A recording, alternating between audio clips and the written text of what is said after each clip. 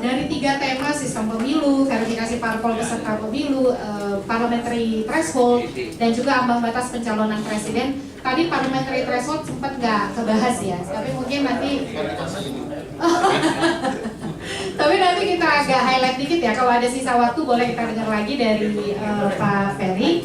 Nah, yang berikutnya Bapak Ibu, kita belum kenalan. Memang semua peserta karena ada 30 berhubung waktu. Kenalan dari para peserta akan kita lakukan ketika peserta nanti menyampaikan pandangan terkait dengan tema kita hari ini. Nah, sesi berikutnya adalah pemaparan dari Dr. Sasha LLM. Bapak Ibu bisa tadi Pak Sasa ingatkan saya kalau ada yang memerlukan untuk bantuan bahasa penerjemahan, karena Pak Sasa hanya akan berbicara dalam bahasa Inggris, bisa menggunakan interpreter devices yang ada di belakang. Saya perkenalkan beliau. Beliau adalah Dr. Sasha LLM, lahir di Wuppertal, Germany, Jerman. My pronunciation correct. Wuppertal. Tahun 1984. Beliau menempuh pendidikan study Dutch, European, and Comparative Law at Maastricht University, di mana dia mendapatkan gelar LLM-nya pada tahun 2008. Dr. Sasha mempertahankan PhD tesisnya tentang parliamentary immunity pada tahun 2013. Aktivitas beliau saat ini adalah Assistant Professor Comparative Constitutional Law, dan berikutnya adalah Diplomatic Immunity. Beliau juga adalah Executive Federalism and Supervision by National Parliaments, 30 Juni 2014. Saat ini dia adalah Visiting Professor di Fakultas Hukum Universitas Airlangga. Selain itu, beliau punya sebuah program besar dari tahun 2018 sampai tahun 2020, melakukan riset berkaitan dengan statement Thorbecke grant to study the effects of populism on constitutional law, yang nanti beliau akan banyak bahas di dalam pemaparannya. Beliau dikenal sebagai akademisi dan juga ahli perbandingan konstitusi. Sudah menerbitkan buku yang berjudul Parliamentary Immunity, A Comprehensive Study of the System of Parliamentary Immunity of the United Kingdom, France, and the Netherlands in a European Context, Ius Common Europeo. Jadi karena Dr. Sasa ini istimewa, maka kalau tadi Pak Ferry maksimal 15 menit karena jauh dari Maastricht ya, Pak Sasa boleh 20 sampai 25 menit kepada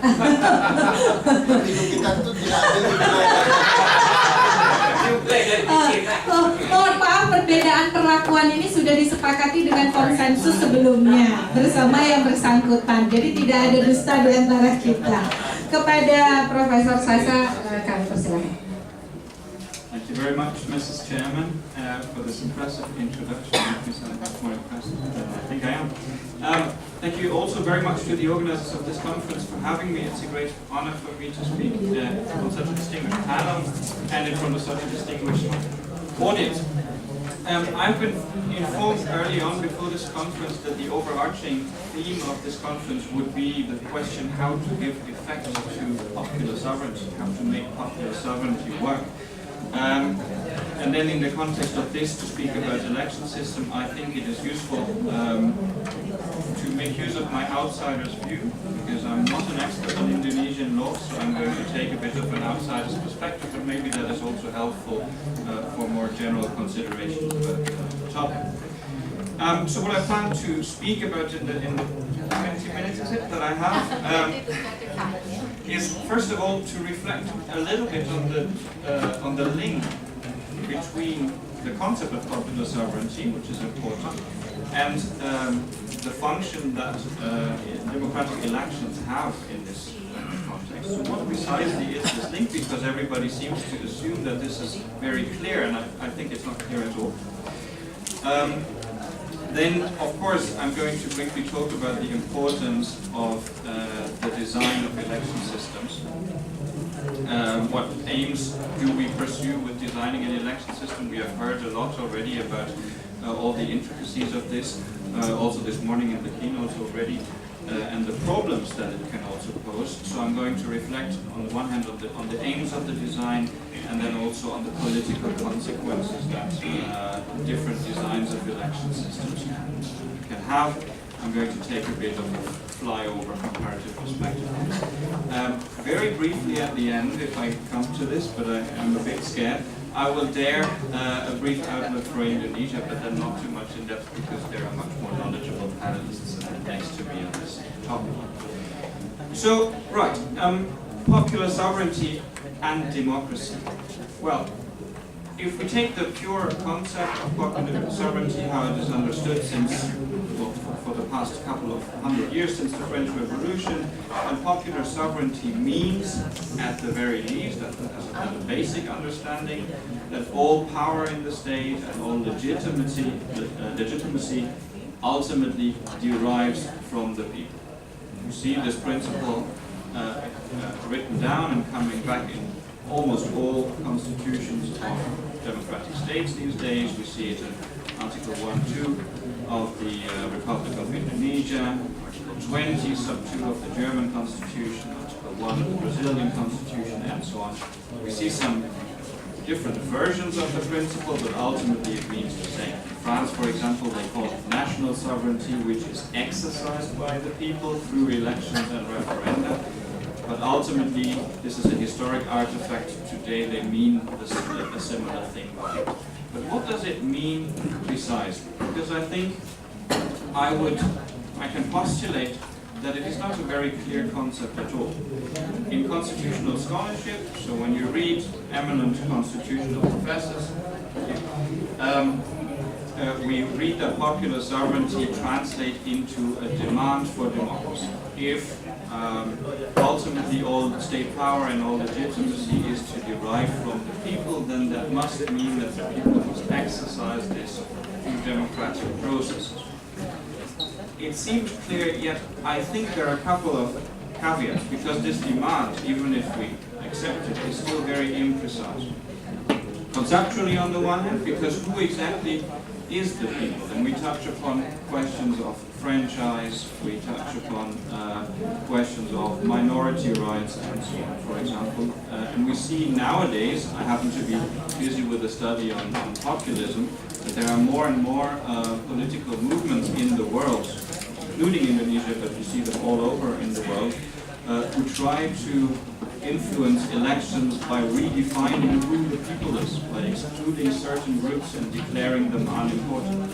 So that already is a difficult question. Then second, if legitimacy and power derives from the people, then how precisely does it have to do this? Then you can question the concept from a theoretical perspective.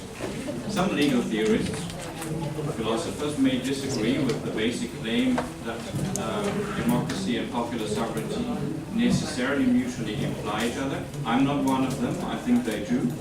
But how exactly is difficult, because if you take a legal theory view, following Herbert Hart and Hans Kelsen, for example, then popular sovereignty means ultimately that the legal system, including our democratic regulations and rules, have to be able to be traced back to the so-called rule of acceptance or rule of recognition. So ultimately a people, even though it only exercises its power in elections every couple of years, has to continuously accept the system it lives under. In one of the keynotes yesterday night, I heard that the people only gets the opportunity to speak every couple of years for a very short period in time, and in the meantime it is expected to be, or it behaves passively. But I don't think this is the case. Popular sovereignty is and must be continuously exercised. And then there are practical problems. Popular sovereignty does not dictate a particular type of or form of democratic process and election.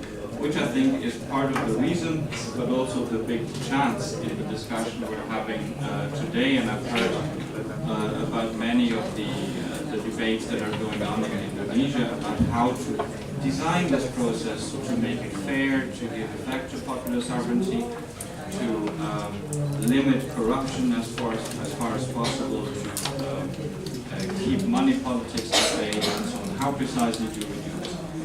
So at the end of this first chapter of thoughts, I would say, first of all, popular sovereignty, yes, probably implies democracy, but it is not the only thing that it implies. So if we give sort of perfect effect to the will of the people, then I don't think this would give rise to a good constitutional system. There's more to it. Constitutionalism features democracy, but it also features the rule of law very strongly. Without the rule of law, democracy will ultimately not lead to eternal happiness, if I can say it sloppily. And it also requires fundamental rights protection and minority rights protection, especially in a multi-ethnic state with a lot of divisions and fault lines, such as Indonesia happens to be. So we must be careful in saying that if we can give perfect effect to whatever the majority of the people happens to be at a given moment, we are giving effect to popular sovereignty. There is more to it. That's the first remark I would like to place. Then,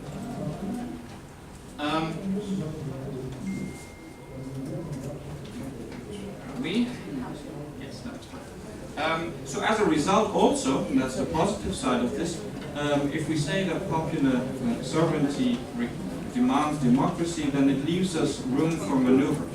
We can design quite creatively and design according to the needs of any particular country the democratic processes that are there.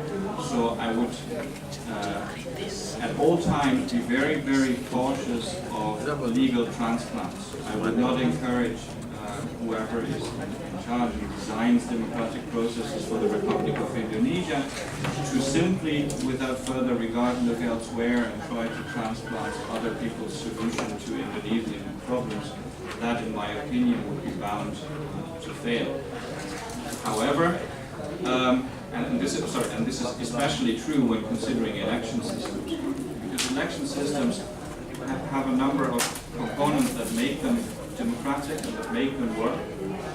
And one of these components is to have a very, very close and very specific regard to the local circumstances and the local problems, including the level of political understanding and political education of everybody concerned, the election, the level or the degree to which a society is divided across all kinds of issues, ethnically, religiously, geographically, in terms of income, in terms of education, anything, and so on. So legal transplants are not the way. And also, when I say that we have a lot of room for maneuver, that does not mean that anything goes, as it were. It does not mean that there are no wrongs in designing democratic processes. So there is a limit. Popular sovereignty does one thing to a democratic system, namely it sets bounds to the range of options that we have, and we must be careful when we design any democratic process that we do not transgress the limits of this range of options. So what options do we have? Let's look at what we want when we design an election system. Be it a parliamentary one, or be it an election system to elect a singular office like the presidency or vice presidency. Normally the main aim, in order to make it democratic and satisfy the requirements that popular sovereignty gives us, an election system is a sort of language. It is the language in which the people speaks. The people is sovereign, but normally we cannot know what it wants unless we give it some sort of voice by designing a process which we can understand as a language. So, actually, elections are an exercise in translation. The people's will is out there, but nobody knows it unless it's translated into something that is tangible by way of an electoral process. So we want to get the clearest and best possible rendering of the popular will out of an electoral process. That already sets limits because there are electoral processes which give very accurate mirrorings of the different political opinions that live in a society, but maybe it doesn't give a unified picture. Then second, what we want is representation, because it's not a one-off expression of the popular will that we get when we see an election result. Normally what we get is people who happen to get into a political office that they occupy for a number of years. And these people are expected to act according to the popular will. So we should also design a process which delivers results, good results in terms of representation. As a proxy of this, we want out of electoral processes legitimation of exercise of power, so whatever the government or people who are elected will decide should carry the legitimacy of the people and legitimation of political action. But that is not only for the electoral process to decide whether this is achieved, it's also for the rest of the legislation. So legislation must be designed in such a way that the competences attributed to the political officers we elect answer to this need for popular legitimacy.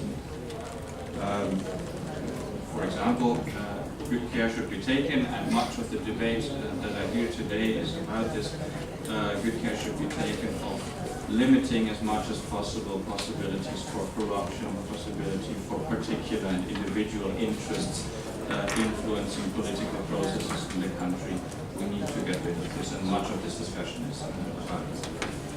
Then, lastly, two things. Elections are also meant to yield a sort of bond on a social level between the people who end up in power, parliamentarians, presidents, regional representatives or regional heads,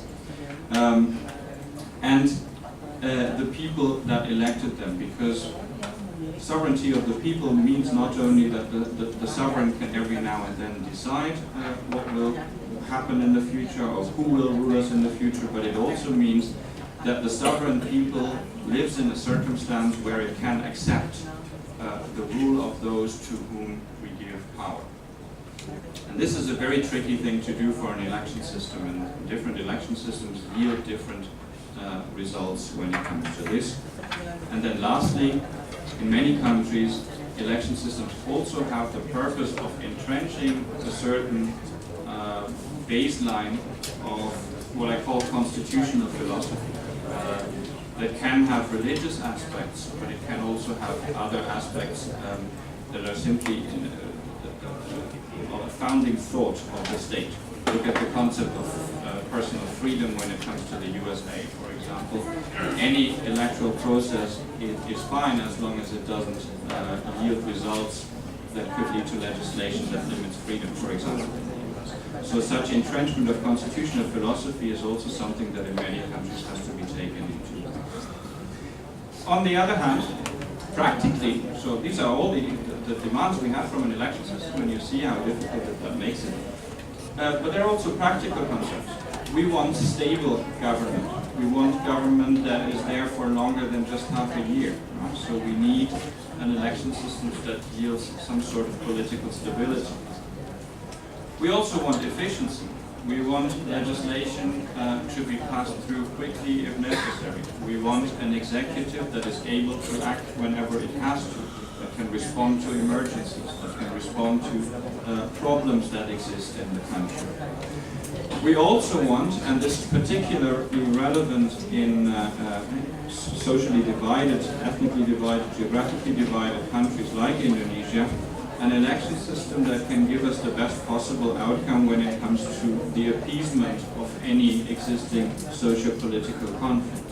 And there are election systems which have a tendency to highlight and bring to the foreground any such conflict, and there are election systems which drive the opposite, so we have to be careful in this as well. And then of course there could be other aims behind democratic elections and designing them. I think my predecessor on this panel has hinted at this, that there are people who have other interests than these, namely personal interests or interest for a special clientele that they use when designing democratic processes. And this, of course, needs to be eradicated and limited as far as possible. How can we reconcile all these different aims? It's a very tricky thing to do. So reconciling everything I mentioned with each other and aiming for the best possible outcome is at all times and in all countries a difficult exercise. So in that sense, I don't think Indonesia is doing an outstandingly bad job. Not at all, because it is a difficult country to design a constitutional system and a democratic process for. But there's always room for improvement. So depending on what we do, the will of the people isn't very clear, and it may differ per segment of the population. Or it may be fragmented and contrary, even though it is clear. Look at parliaments which have all possible parties represented in them, which however cannot easily work together. So then, even though all segments of the popular will are there, we cannot do very much with it in fragmented systems. And then, if we look at representativeness, well, we can aim for greater representativeness, but then this is often at the expense of stability or at the expense of efficiency, because it yields an immobile system and a deadlock. And as I said, socio-political conflicts can be entrenched in that. Right, so I gave you an overview of the problems. And I also already said, speed it up a little bit, what we try to overcome here and what we try to aim in the best scenario. So let me briefly add one extra difficulty to this before I try to get to some solutions. And not necessarily solutions that are tailor-made for Indonesia, because I do not claim to have them. I would be a hero if I did, but I'm not. Election systems consist of more factors than those that we often talk about. They are more than just the voting process, and they are more than just the electoral formula which translates everybody's votes into political offices and into validization of programs. Election systems, very importantly, also concern the right to stand. Who can be a candidate for president? Who can be a candidate for parliamentarians? What are the precise criteria for this? We heard a lot about the presidential threshold, and it is indeed an intriguing question, because on the one hand, I understand very well the desires that are behind this so-called presidential threshold. First of all, we need to converge a little bit what Parliament is likely to do, so majorities in Parliament, and the presidency, because otherwise you hamper efficiency and effective government and you could end up with a deadlock. On the other hand, however, it can be seen as eminently undemocratic to base standing as a candidate for president on election results of years ago. Because what did the voter know years ago about who would be candidate years further on? And also the voter cannot look into the future and know the situation of the country then. So it is a problematic thing, but I can understand the concerns in this. So rules on candidate selections, also in view of money politics, you talked about the problem of the convicted balance being able to stand as candidate is highly important. Equally important, and I haven't heard very much about this, but maybe it is a big debate in Indonesia, but it certainly features big in my research in what goes on in democratic processes around the world today, is campaign and campaign finance regulations. Because more and more we see that political campaigning is subject to abuse. Technology makes it possible to very cheaply, at relatively little cost, take political campaigns into areas and to people also, to an audience which it wasn't possible to easily reach just some years back. and a lot of abuse is being conducted. For example, when you look at fake news distributed via social media and so on. I believe, and this is one of the results of my research of the recent months and ongoing project, that these are factors that need to be looked at very carefully by whoever designs the surrounding parameters of an election system, campaigning rules, for example, because they are an eminent threat to any democratic system. We already see the effects in Indonesia, but also in other countries around the world. I would urge everybody who has to do with this topic to really devote some attention to it. Lastly, also important is the legal incorporation and the financing of political parties. Because of course money politics also plays a role here. It is easy for a fringe political party to boost their standing by inviting an oligarch or some very rich person to finance them, in turn be endorsed by the party, and thereby yield some electoral successes in the future. So where does party money come from and where does party money go to is an extremely important topic. And that aside from what we classically define as election systems. So as a second conclusion, I would plead to everybody who is involved in these discussions, be it lawmakers, be it intellectuals and scholars, be it constitutional justices, to look very closely at the fringe aspects even of the system. So not just the mathematical formulas, not just the voting process itself, but the surrounding issues and the culture that lives around the topic of elections. Because without that, if you fix the one thing, even if you find a very good system, there's a high likelihood of failure. Now let's look at different election systems and what they do. I get to the Indonesian one very briefly in the end, but generally to give you an overview of what options you have in terms of election systems. There are three main models, you're probably aware of them, of election systems that we have in the world. There you see them. There are proportional representation election systems. Those are election systems, I'm talking about systems for parliament now, which try to yield the best possible image of the popular will. Normally this means that very, very different and fractioned political views and political parties will be represented in parliament. The Netherlands, where I work, for example, has such a system. At the moment we have 13 parties in a parliament of 150 people. So it is very, very fragmented. It works in the Netherlands, not perfectly, but rather well. But this is because so far the Netherlands is a rather homogeneous society. So they can afford to have a system which does this, because the extremes are not as extreme as they would be in other countries. And on the opposite side of the spectrum, there are majoritarian election systems. We just had midterm elections in the US, you've probably followed it in the news, which tend to produce only two parties in parliament, because whoever in a district takes more votes than everybody else wins. It means that we get very clear majorities, somebody is in the majority, somebody else is not. But it doesn't give a good image of the popular will, because so many sidelines, so many little streams, so many minorities, so many views that are relevant basically get buried under the political majorities that exist. So it's good for efficiency, it's good for creating clear-cut power structures, and it's good for stability also. Mr. Trump is still in office and will remain so, even though he has now lost, his party has now lost control of the House.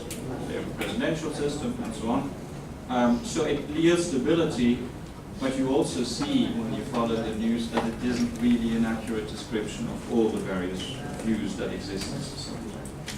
And then maybe, and I would like to suggest that this is something of interest for the designers of future election systems. You hear that they came frequently in Indonesia, so there is a good chance that in the future something will change. And I would like to invite lawmakers in this regard to at least take cognizance of mixed member systems. Mixed member proportional systems are systems that try to combine the two worlds of proportional representation and majoritarian voting. On the one hand, there are party lists. You vote for a party, and later the composition of parliament mirrors the different political currents in the country. On the other hand, there are also seats in parliament which are based on local district elections in the majoritarian model. So you get two types of parliamentarians, and depending on which system you look at, they later converge, so that you will not be able to tell which one is which. Namely parliamentarians who have a close local bond, who are elected in districts, who represent people from a certain place, and not just a party. And you have party lists that mirror the political views of society. So let me again go through all the advantages and disadvantages. Proportional representation yields a high degree of representation, good reflection of political currents, but a low local bond, because nobody knows where the parliamentarians are from. They're not, so to speak, one of us. I cannot go to my member of parliament, because I don't know who they are. And it leads to party dominance. Parties become very important in PR systems. It leads to fragmentation. It leads to difficulties in coalition building, inefficient government, and it can highlight existing social tensions. So maybe Indonesia wants to be careful when it comes to adopting such an election system, and you have been careful in doing this. You have a proportional system that works with districts and open lists in the districts, so you have a certain localization of things, and you keep it representative, proportionally representative, but you also keep it local in a way, thereby ensuring different interests to be represented. And on the right side of my slide, you can see some methods of improving the system. Preference voting, you already have this. Thresholds, you already have this, also are mitigating factors to the disadvantages. Then in majoritarian systems, of course, we have a lower degree of representation, but a better local bond. We know where our parliamentarians are from, where they belong. However, we also have a lot of wasted votes. Many people go completely unrepresented because they voted for a candidate that didn't reach the majority in the end. What happens to those? Do they still feel represented? Do they still feel popular sovereignty? It is to be disputed. Majoritarian voting tends to produce these classic two-party systems, tends to produce easy majorities, but then also under a very high party dominance, because there's big parties that need to converge all the different political currents. It leads to effective government, usually, and it is easy to understand for voters. This is something that is not to be underestimated. When the UK discussed introducing a PR system instead of the majoritarian voting, one of the prime arguments against it, while the referendum also ultimately failed, was that everything else is much too complicated to understand for the ordinary citizen. I don't quite believe it, but I do think that we need an election system that is easy to penetrate for everybody, and that we can teach people in simple ways, and that gives people the feeling of ownership. I'm from Germany, I know what I'm talking about. I don't think we have such a system.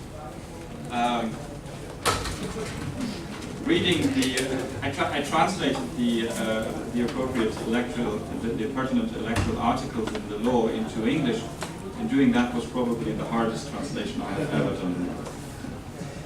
Mitigating factors in majoritarian systems to make it a little more representative, to give a little, to take away some of the disadvantages are runoff systems, like exist in many countries. France does it, Papua New Guinea does it, Australia does it as a one-off, one-round runoff, the so-called alternative vote system. So there are ways of having such an election system without falling into all of the traps of the classical majoritarian voting scheme. But still, it is one that yields a relatively low degree of representation and maybe doesn't answer as well to the claims or the demands that you have from an election system.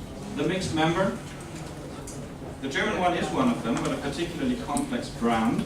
Thank you.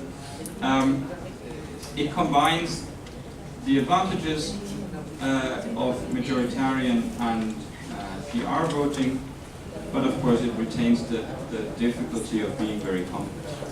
It allows for regional segmental representation, which is something that Indonesia will always somehow want to implement and want to have.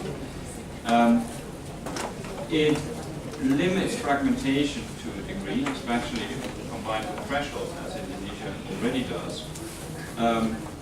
And it combines good representativeness with a good local bond of parliamentarians. So maybe this is something that I can encourage lawmakers to at least take into account, because it seems that lawmakers are very torn between the various advantages and the various disadvantages of everything that has been tried in this country, if I get the correct results out of the debate. So as a brief outlook for Indonesia, what you do now is PR in a limited version in districts, yes, and with an open list system. It's a little bit like the Irish election system, by the way. There's the infamous presidential threshold that we heard much debate about today. As I said in the beginning, I can understand arguments for both sides. It is not my role to tell Indonesian lawmakers what to do here, but there are different ways, and if we have time later to discuss it, we can, to make sure that deadlocks are prevented and that fringe candidates who simply have sufficient money don't easily go to the foreground without resorting to something which is very questionable from a democratic point of view, such as basing standing for a candidacy on results of years back.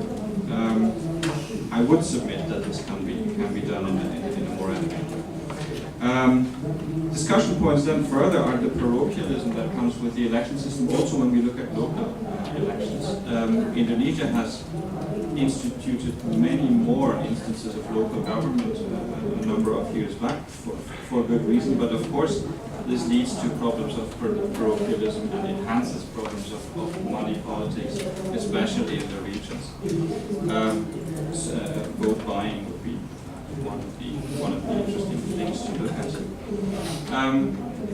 Last submission, and I put this before you as a discussion point, not as a point of advice, because I don't want to appropriate their position. I'm not in a position to talk about Indonesian law very much. But isn't it worth thinking about systems like mixed member proportional voting instead of the extremes that you're currently oscillating between in the Indonesian election system? And lastly, I will continue following the merits and demerits and the discussion about abolishing the presidential threshold, and I'm very curious of whether it's going to happen or not as it continues. Thank you very much, ladies and gentlemen. Terima kasih Pak Sasa, 30 menit 9 detik. Jadi tadi ada catatan cukup menarik ya, bahwa upaya kita untuk mewujudkan tujuan sistem pemilu sesungguhnya itu sudah jadi tantangan tersendiri gitu. Bahwa kalaupun kita lihat 3 gambaran tadi, apapun pilihan sistem pasti kan ada titik lemahnya dan ada titik lebihnya. Tetapi memperhitungkan bagaimana konteks lokal, lalu juga nilai-nilai berkembang, kultur di dalam masyarakat kita juga menjadi penting di dalam menentukan pilihan sistem. Ada 3 diskusi yang bisa kita kembangkan nanti ketika bicara soal pilihan sistem, bagaimana parochialism versus representasi lokal, potensi terjadinya vote buying, jual beli suara, termasuk juga kompleksitas sistem, karena dia berpendapat apapun pilihan sistem, mestinya sistem itu mudah untuk digunakan oleh pemilih. Apapun pilihan sistem, kalau pemilih menjadi sulit untuk menggunakan sistem itu akan mengurangi esensi dari keberadaan sistem itu sendiri. Termasuk nanti bisa kita diskusikan soal, ini nggak ada Pak Hadar nih, kalau ada Pak Hadar dia seneng banget gitu kan, karena dia mau nyoba nggak sih kita MMP, mixed member proporsional, sesuatu yang sempat kita diskusikan ketika pembahasan undang-undang pemilu, tetapi kemudian menjadi tidak berlanjut usulan pemerintah waktu itu. sistem pemilu proporsional terbuka terbatas istilah mereka. Dan terakhir dia mengatakan bahwa ambang batas pencalonan presiden dengan merujuk pada hasil pemilu sebelumnya sebagai sesuatu yang problematik. Nah ini saatnya kepada Pak Arsul Sani, beliau senior saya, jadi ini mohon izin Bang ya. Nama lengkap beliau adalah Pak Arsul Sani SH MSI, lahir di Pekalongan, Jawa Tengah 8 Januari 1964, menempuh pendidikan S1 Fakultas Hukum Universitas Indonesia tahun 87, menamatkan kuliah di School of Law University of Technology Sydney dan juga di Glasgow Caledonian University Scotland tahun 2012. Beliau saat ini adalah anggota DPR RI periode 2014-2019 dari fraksi P3. Sekarang juga menjabat sebagai Sekretaris Jenderal Partai Persatuan Pembangunan sejak 20 Mei tahun 2016. Jadi banyak hal yang bisa kita titipkan pesan untuk melakukan electoral reform karena posisinya baik di DPR maupun di partai sangat strategis. Dikenal sebagai politikus, pengacara yang selalu warawiri di televisi kita. Bagaimana Bang Arsul menjawab soal kompleksitas sistem kita, termasuk juga threshold pilihan sistem ini mungkin perlu dibahas. Terima kasih Mbak Titi. Assalamualaikum warahmatullahi wabarakatuh. Selamat siang, salam sejahtera bagi kita semua. Mbak Titi, Dr. Sasa, Bang Ferry, dan Bapak Ibu, teman-teman sekalian. Saya nggak akan mau menyebutnya. Itu udah semua juga diterangkan oleh Dr. Nah, saya juga sebetulnya karena tadi menikmati yang disampaikan oleh Pak Ferry dan kemudian Dr. Sasa, nggak tahu lagi apa yang mau saya omongkan ya. Tapi saya coba ingin menyampaikan saja apa yang ada dalam pikiran teman-teman di Senayan ya, dengan semua regulasi yang ada saat ini. Itu saja. Supaya karena apa? Supaya kan ini seperti yang tadi saya sampaikan, yang kita semua ada di luar Senayan ini, terutama para akademisi, para aktivis penggiat untuk reformasi pemilu, keterwakilan dan lain sebagainya, itu kan menginginkan sesuatu yang jaraknya sangat jauh dengan sebagai sebuah dasar yang seharusnya dengan apa yang senyatanya ya, apa yang senyatanya itu kan itu apa yang ada dalam pikiran kami, keyakinan kami ya di DPR ya. Saya senangnya kalau sama Mas Ferry itu ya, ini memang harus seperti itu gitu. Itu selalu suudon dulu gitu. Jadi harusnya begini, harusnya begini, dan mengesankan bahwa semuanya itu kemudian menjadi keliru ketika tidak sependapat, termasuk dengan MK ya. Kritik saya selalu, akan yang maju ke MK ini siapa? Jangan kemudian ketika sudah maju ke MK, putusan MK-nya atau siapapun termasuk Bawaslu berbeda dengan yang kita mau, kemudian dianggap nggak beres gitu. Itu menurut saya jangan juga, itu mendegradasi konsep negara hukum kita juga dan negara demokrasi gitu kan. Sama dengan artinya yang di DPR juga begitu juga gitu. Suka marah-marah juga sama. Nah, memang banyak hal kan yang harus diperbaiki ya, atau dipertanyakan kembali, termasuk soal sistem pemilu ya. Dan percayalah, kok jangankan bagi teman-teman yang tadi saya anggota DPR itu yang sekarang itu 56% itu latar belakangnya adalah pengusaha. Kemarin kan sudah nggak ngerti. Saya yang sarjana hukum aja, karena sarjana hukum saya adalah perdata internasional, kan nggak terlalu familiar dengan soal-soal seperti ini. Nah, jadi tentu adalah yang harus dihadirkan. Nah, ini barangkali catatan yang pertama, dan saya berharap ke depan, tapi saya berbisik sama Mbak Titi. Dulu ketika misalnya RUU Pemilu yang kemudian melahirkan Undang-Undang Nomor 7 tahun 2017 itu diajukan, ini teman-teman ini masukannya apakah sekedar konsep lebih mirip atau bentuknya seperti naskah akademik atau sudah dengan bunyi pasal-pasal?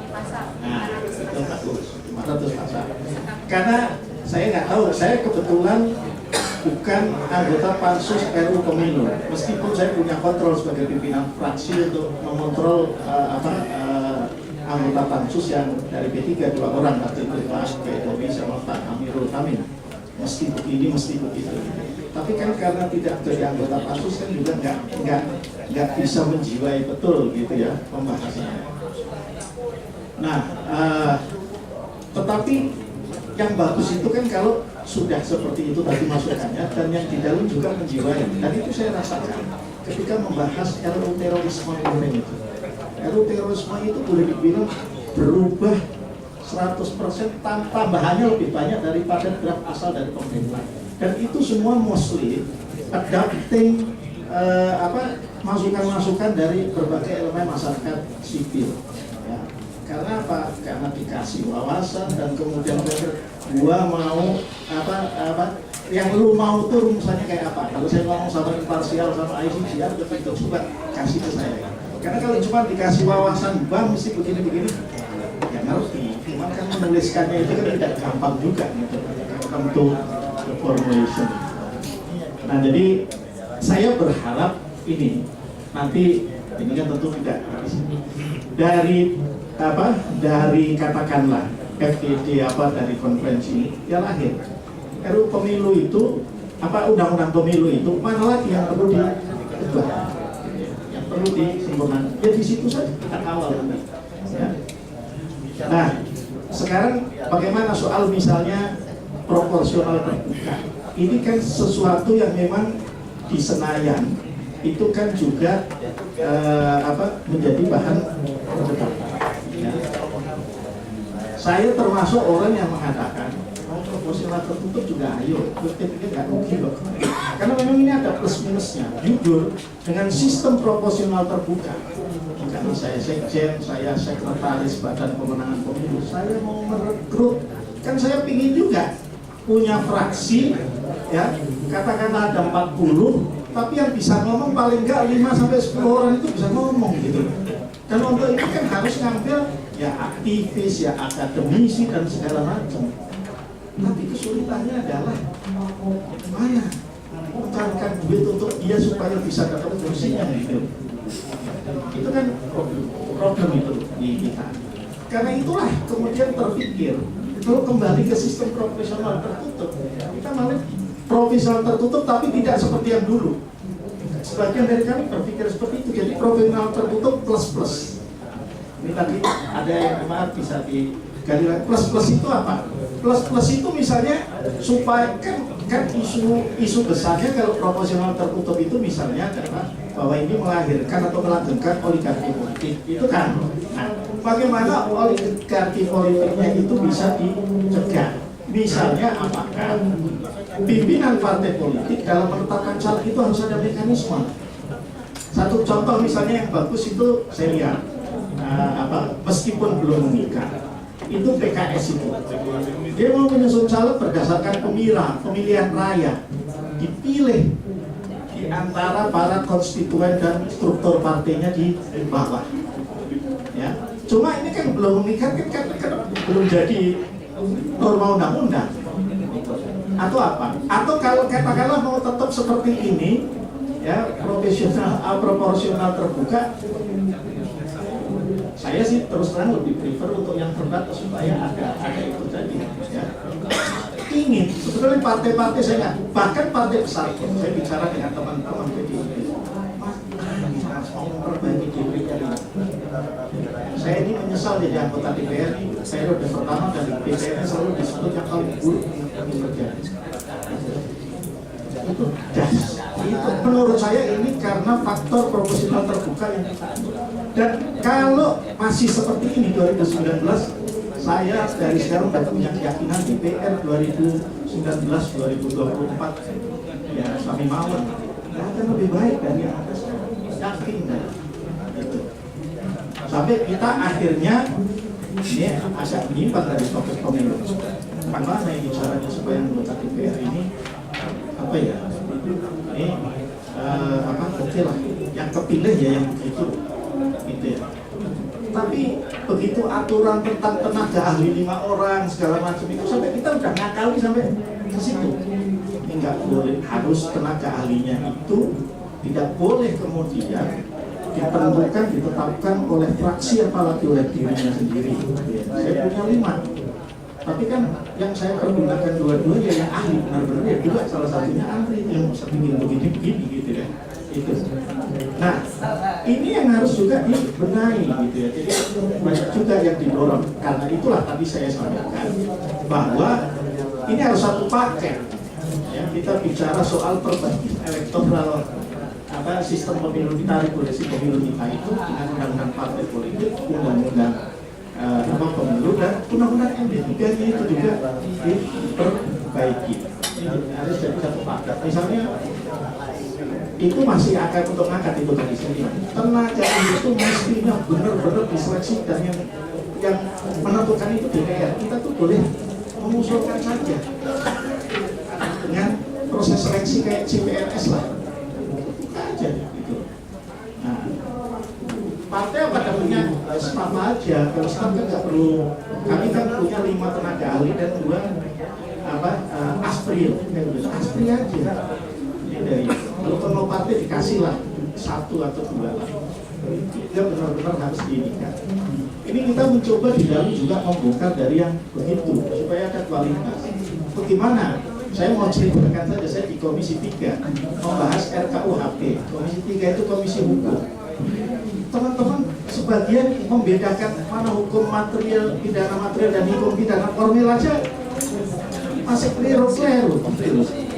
Kita lagi ngomong pidana material, ya, tapi caranya harus itu. Tapi kita bahas kalau waktu tidak bahas bukan di sini.